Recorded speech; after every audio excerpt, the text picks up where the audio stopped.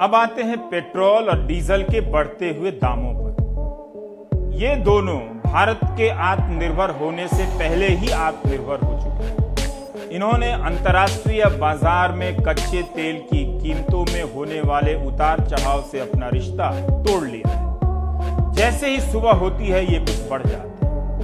GDP बढ़े या ना बढ़े, आपकी सैलरी बढ़े या ना बढ़े, पेट्रोल डीजल दोनों साहबों के दाम बढ़ जाते हैं। और ये भी देखिए कमाल कि एक दौर था कि जब डीजल पीछे पीछे चला करता था पेट्रोल, लेकिन अब दोनों साथ साथ कंधे से कंधा मिलाकर चलते हुए प्रतीत हो। पेट्रोल की कीमतों में पिछले 16 दिनों में 8 रुपए से अधिक की वृद्धि हुई है और डीजल की कीमतों में 9 रुपए से अधिक की वृद्धि हुई है। डीजल और पेट्रोल के बीच का फासला सिर्फ 71 पैसों का रह गया है। ये भी 70 साल पहली बार हुआ है। पेट्रोल में एक महीने में 5.5 रुपए की बढ़त करना 2 किस्तों में,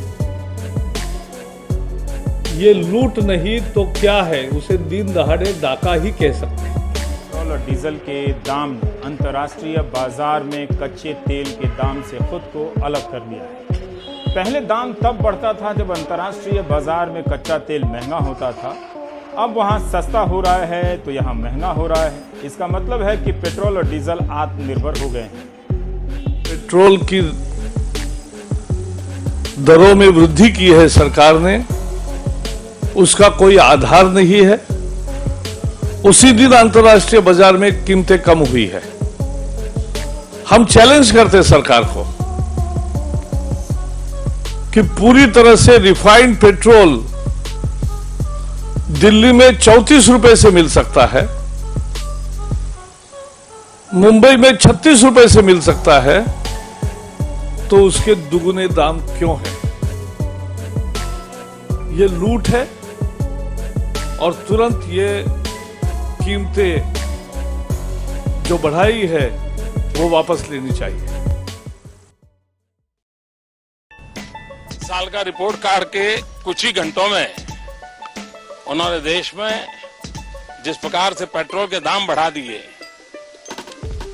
ये दिल्ली सरकार की शासन चलाने की नाकामयाबी का जीता जागता सबूत है।